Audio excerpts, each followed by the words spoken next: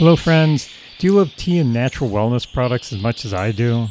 I've partnered with Positively Tea and Positively Botanicals, and I can honestly say I drink their organic loose leaf tea almost every day, and I love it. From organic teas to natural remedies, they offer high quality products that support a healthy, mindful lifestyle. When you shop through my affiliate link, you not only discover amazing products for yourself, but you also help support the podcast. Visit the link in the show notes to explore their selections today. And for you coffee lovers, they have you covered as well. Treat yourself, support the show, and keep connecting with the natural world.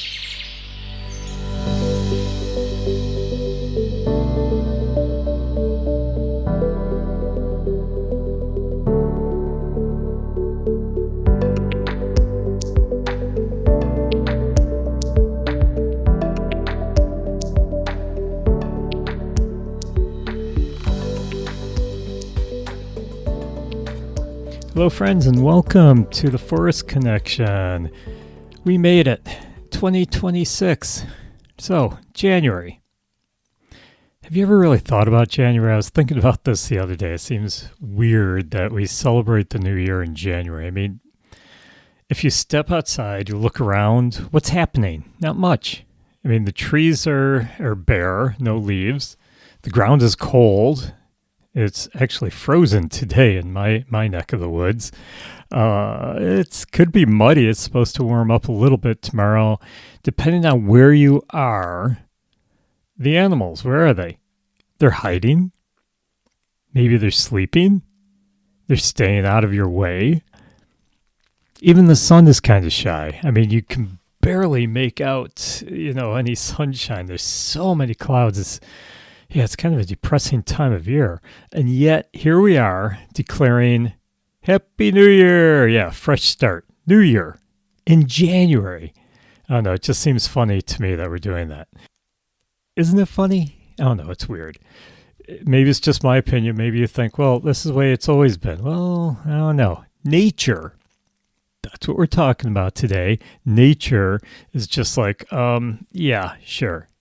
Good luck with that. It's not the new year. I mean, the real beginnings, they don't happen in January. Not with nature. With nature, they happen in the spring. That's when everything starts to come alive again. That's when it wakes up. So that's when the world actually starts moving, starts beginning new again. So that's why I feel that the new year should begin in the spring. The days start stretching. The light sneaks back into corners that have been dark for months. The buds on the trees and the plants start to open. The seeds push through the soil like tiny little miracles coming out of the ground. Birds start singing like they really mean it, like they're enjoying the weather. And it's not because they're auditioning for a playlist. They're staking territory. Finding mates. They're basically getting ready to start new life. The bugs appear in the spring. The streams start swelling with water. The soil warms up. Everything starts moving again. It starts growing. It starts becoming alive again. That's the natural new year. The nature new year. So what about humans? I mean, we used to get it many years ago. Calendars weren't just numbers like they are today. They weren't a bunch of months. Calendars were different. They were actually tied to the earth, the sky, farming cycles, survival. Many cultures actually marked the new year around the spring equinox, in the springtime when it should be, when the day and the night are balanced just perfectly. And the sun starts winning again. It's not so dark and gloomy like January. So that's when our calendars used to basically mark the new year. everyone was like, this is when life and things are starting up again. And you could feel it. You could feel a newness out there, refreshing of nature. And we didn't have a calendar set to January. We had it set to springtime. Like I said, some cultures, it was the equinox. The spring equinox is when they considered the new year.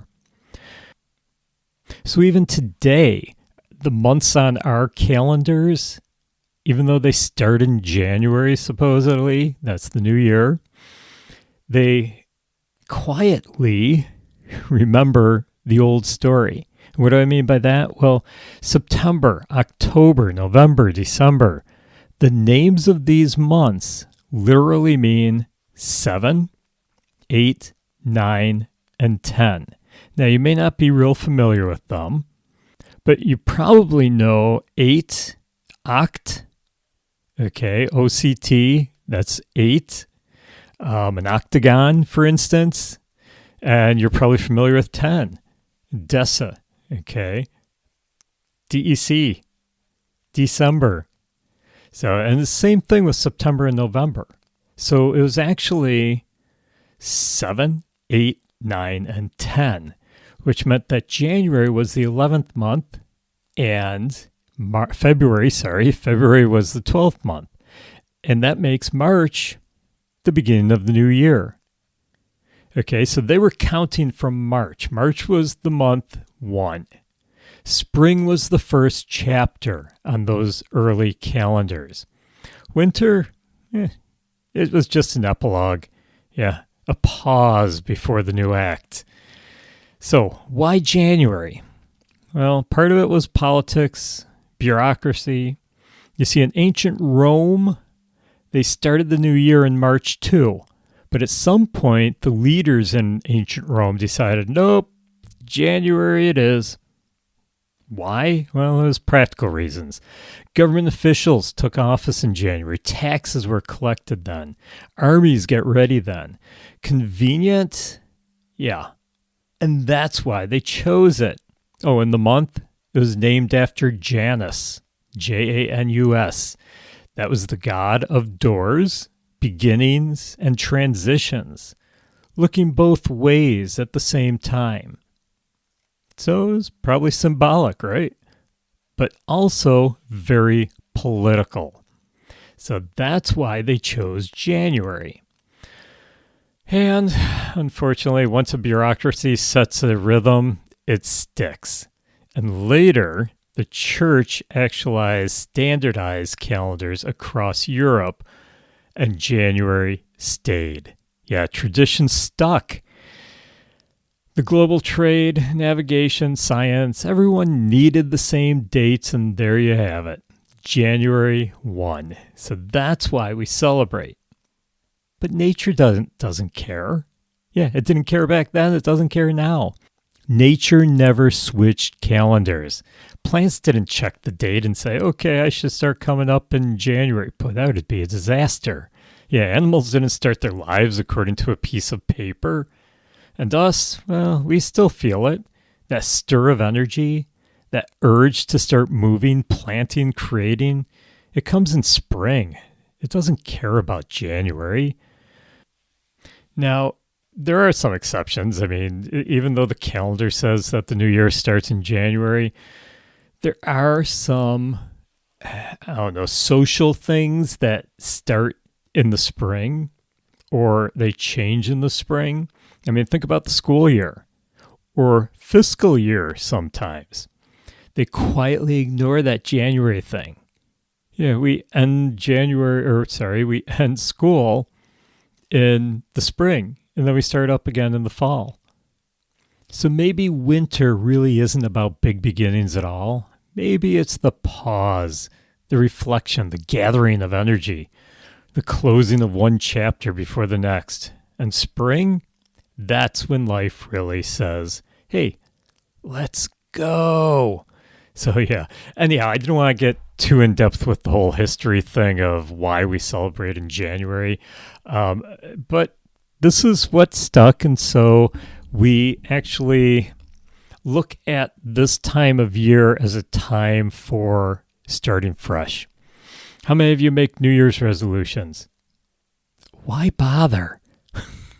Okay, let me ask you this. How many of you who make New Year's resolutions every year have stuck to those New Year's resolutions? I know I'm always telling everyone when they ask me if I have any New Year's resolutions, I said no. And the reason is because there was many years ago when I was younger, much younger, and I made a New Year's resolution that was the only one that I actually stuck to. And the reason I stuck to it was because my New Year's resolution was to never make another New Year's resolution. Yeah, I don't make them. They just don't make sense to me because, well, a resolution, I'm going to do this New Year. Hopefully you do it, but I find it's by February, you've forgotten about it or you really have lost track of that resolution because we usually make them too big. So this year, and every year since then, I don't do the resolutions. I look at January as something different. I kind of do a pre-spring ritual with myself where I get ready for of spring, the renewal of nature. And the way I do that is I actually look at how things were this past year. The calendar year, I should say, not the nature year, but the calendar year. I start to look back at things. I start to figure out, this is a time of renewal. Spring is the new renewal. That's when it's really coming. But this is a time to start preparing for that renewal. And the way I do it is I think, okay, well, how was 2025? How did it work out for me? Was it good? What things weren't good? What was bad about it? And I'm not talking about in general. Okay, and what I mean by that is I'm not talking about, the political things. I'm not talking about things that happened in the world, things that happened I'm talking about me, things that happened to me. What was good in my life? What did I bring into my life that was good? What did I bring into my life that wasn't good? So it's a time for me to reflect on the past year. So we look at the new year as a time of starting over. If you want to still make your resolutions, that's fine, but I don't. Instead, what I do is I start looking back and deciding, what do I need to change? What didn't work for me?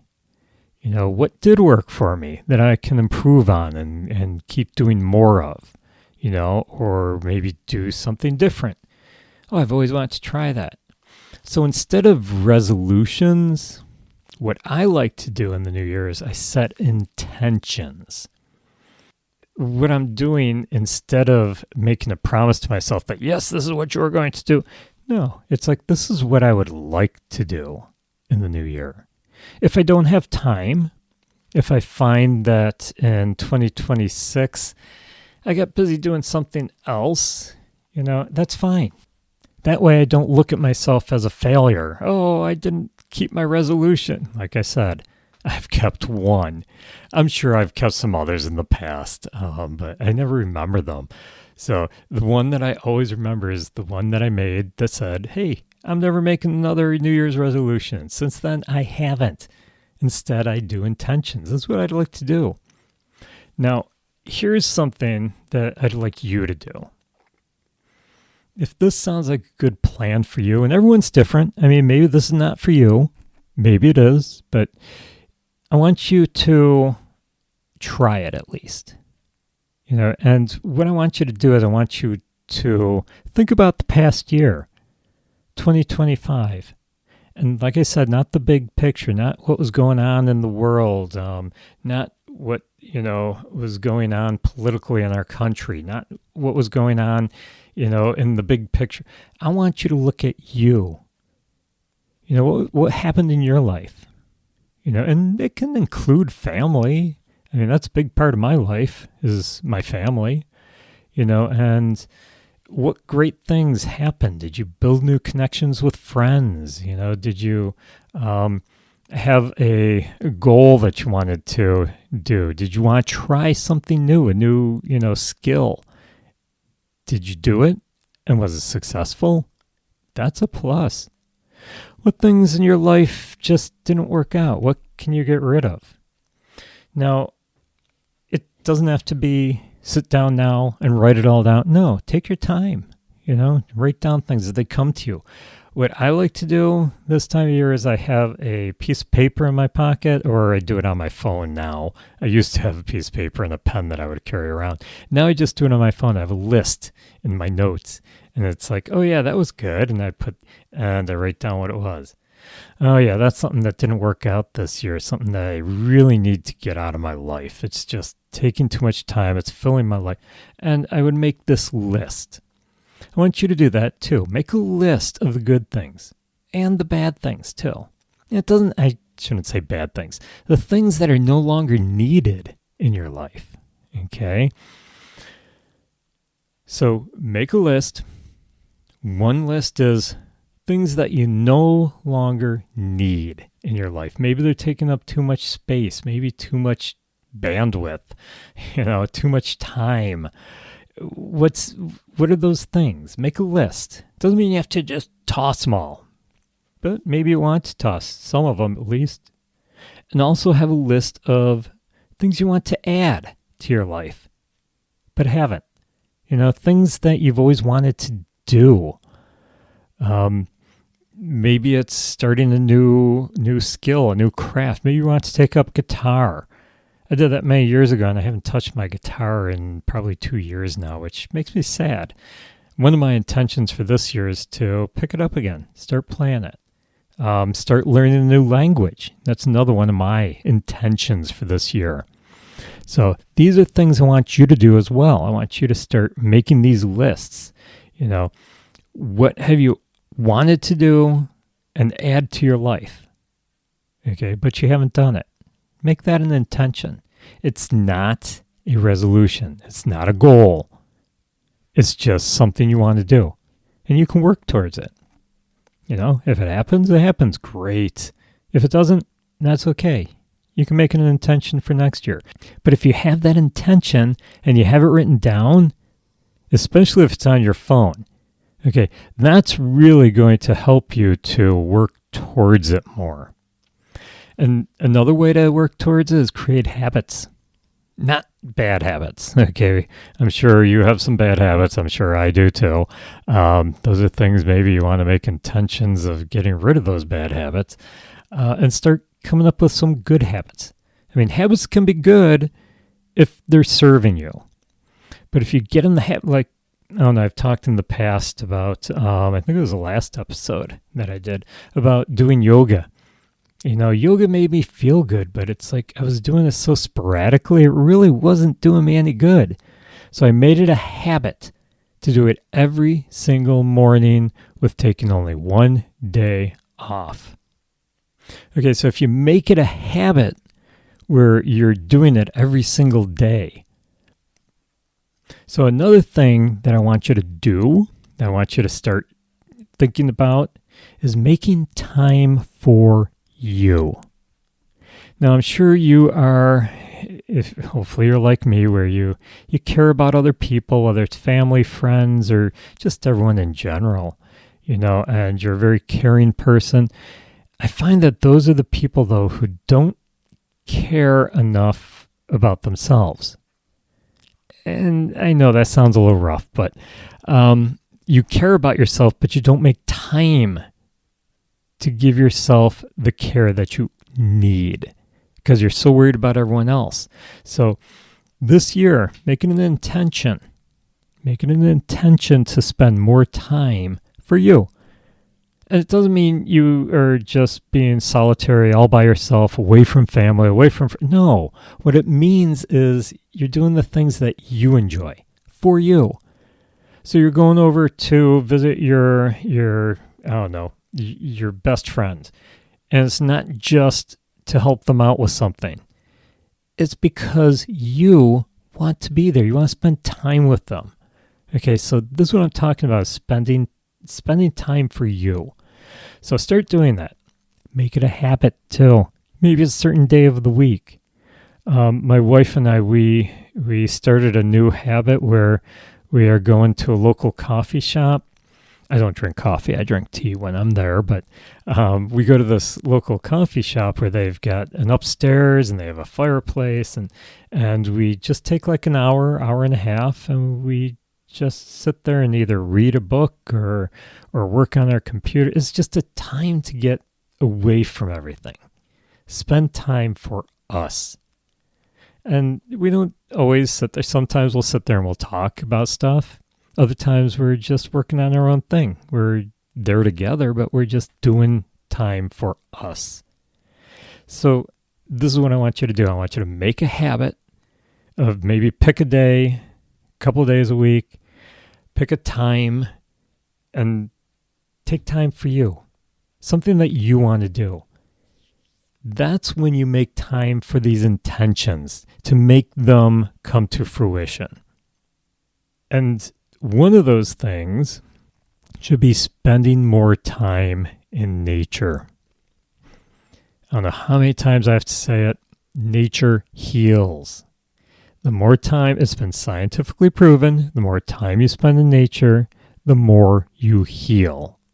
Mentally, emotionally, physically, nature heals you. So doesn't it make sense to get out into nature, spending more time in nature, spending as much time as you can in nature? Yet we don't, do we? I mean, I do. I try to. During the winter, it gets tougher. I'll admit it. I'm always telling everyone, don't hibernate in the winter. I kind of do. But when you've got this entire past week where it was only in the 20s, it's supposed to be in the 20s all next week. This weekend, I believe, no, I think it's actually tomorrow. It's supposed to get up to the 40s. It's supposed to get rain. It's supposed to be miserable. But yeah, it's going to be warm finally. But then the following week, all next week, it's supposed to drop down into the 20s pretty much all week. So it's hard to get outside. I understand that, but try to, even if it's just sitting by a window. My house, it's an older house, so in the wintertime, our drapes are closed. It's very gloomy and dark inside. I actually have some full spectrum lights in the house, just so that, well, first of all, for the plants so that, they can grow, but it's also for us. So, maybe you have a house like that where you have to keep the drafts out by closing all the curtains. But hey, spend some time outdoors, even for 5 minutes. Try to make that an intention to get outdoors at least a certain amount of time, minimum 5 minutes. I'm telling you, it'll do you good. But if you can get out for 15 minutes, half an hour, my wife and I went to local park the other day. It was only 25 degrees and we just walked around the park. It was an easy walk. We went into the woods. We took some of the woods trails. All the other people in the park, there weren't a lot because it was early morning, but all the other people, they were following the roads, lots of ice on the roads. But we went on the trails into the woods and it was so peaceful and quiet. I mean, there was nobody on the trails but us. We didn't run into anybody. Every once in a while, when the trail came close to the road, we would see someone along the road. But, this is what I'm talking about, is get outside for a short while. We spent, I think it was an hour and a half out there. And it was cold, but, dress for the weather and you'll be fine. I had my gaiter on. I had my heavy gloves. Go to the Nature Wanderer. I just did an episode on winter hiking safety. Tells you everything you need to know. Always have a first aid kit. I won't get into it all, but get out there, get outdoors. But if you can't because you don't like the cold that much, that's fine too. But sit by the window for a while. Start watching the birds. Start watching, what's going on out there. So this is what I'd like you to do. Set intentions this year, not resolutions. Do intentions. This is what I'd like to do. Write it down. Write it down on your phone, on a piece of paper. Put it somewhere private if you have a lot of people in your household and you don't want them to see it. But write it down. That way, it's more likely that you will look at every once in a while. Put it on your home screen on your phone. That way you'll see it every day. It's like, oh yeah, these intentions. If you use a calendar, maybe start making habits on certain days to get out and enjoy yourself, to do something for you, not for everyone else, but for you. Take more time for yourself and grow that habit. Okay, make it 2 days a week, 3 days a week, maybe every day for a certain number of minutes or for a couple of hours every day. Make it the habit to spend time for you. And my suggestion, do it in nature. It helps heal you. They have found that even watching nature, set up some bird feeders outside your window. It's great. We have bird feeders in our backyard, and I love watching the birds come to the bird feeders. I can see them at my little workstation in my kitchen. I can see them out the window, and it's relaxing just watching nature. So make the intentions, get out in nature, more time for yourself. So this is what I'd like you to do. And then when springtime comes, the actual new year, as far as nature goes, okay, you've already got a lot of these things already in place. They're already moving. All you need to do in the spring is step into it. Do a little more maybe, okay? More intentions, more habits, but this is a good way to get a start on it. What else have we got to do in the winter? It's a dreary time of year. Not a time for beginnings. But we're going to make it a time for beginnings because that's what's happened in our culture. The Gregorian calendar that we follow has made it so that middle of winter, new year, time for new beginnings. And now you're thinking, okay, he wants me to do new beginnings in January and new beginnings again in springtime, March or April. It's like, what's going on here? Well, in my opinion, it's good to do new beginnings all the time, all year long. Yeah, start something new, start something fresh. Get rid of the things that they don't belong in your life anymore. It's like cleaning house. I know of some people who, in the new year, in January, they actually will go through their house and get rid of all the stuff that they don't need anymore. Great thing when my wife and I moved, we knew we were downsizing. We knew we were moving into a smaller house. We knew we couldn't take everything with us. And it was months, many months, probably 6 months. And we just started going through stuff. And it's like, wow, this has been sitting up in our attic in storage for how many years? Oh, I can't even remember. Apparently we don't need it. Get rid of it. Get rid of those things you don't need in your life anymore. And I'm not just talking physical things. I'm talking emotional things. Maybe it's some feelings that you have had. Maybe you get upset all the time when you're watching the national news and seeing what's going on in the world. So get rid of it. You don't need it. Stop watching the news, or watch less of it. Start getting rid of that anger, that frustration. Okay, get rid of that anxiety. This is what the new year means to me. And hopefully I've encouraged you to get outdoors, let nature heal you in the new year, and start setting some intentions. Help yourself by starting anew. I hope you enjoyed listening. I hope I gave you some good advice here. As usual, take it or leave it. I'm just telling you what I do. And if you want to support the podcast, I encourage you to go to the show notes and click on any of the links to my Ko-Fi page. The website is through the Nature Wanderer. They're kind of one and the same, just two separate podcasts, two separate directions that they go in. But they also go in the same direction at the same time. So if you want to support the podcast, there is some great merch in the show notes that you can buy. So get out and get connected to nature.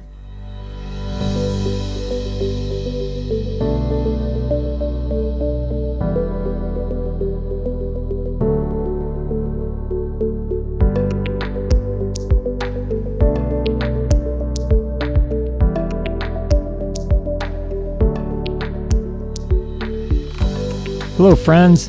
I hope you're out wandering through nature, exploring the natural world around you. Do you enjoy writing about your wanderings? Nature journaling is an awesome, fun way to remember all the adventures you have taken and how you felt during those journeys. If you're looking for some beautiful journals to keep track of all your wanderings, I have several available on Amazon, including some guided journals for children. Start your journey in journaling by clicking on the link in the show notes. Keep exploring the nature around you and keep journaling all your wanderings. Hey there, fellow nature wanderers. If you're like me, you love spending time outdoors, breathing in that fresh air and connecting with the natural world. But at home, have you ever thought about what's in the products you use every single day? That's why I'm excited to share Apple Valley Natural Soap with you. Their handcrafted all-natural soaps are made with organic ingredients, essential oils, and no harsh chemicals. Awesome! So they're not only great for your skin, but they're safe for the planet. And they don't just stop at soap. Apple Valley Natural Soap also carries a full line of natural skincare products, including shampoos, body butters, facial bars, and more. All designed to nourish your skin without synthetic ingredients. You can't beat that. That's just awesome. Whether you're hiking in the woods or just winding down after a long day, their products bring a little bit of nature right into your home. And the best part? By supporting Apple Valley Natural Soap through The Nature Wanderer, you're also supporting this podcast. Just head to the show notes and click on the link for Apple Valley Natural Soap. So go ahead, treat yourself and the environment to something better. Your skin and Mother Nature will thank you. Now let's get on with our adventure.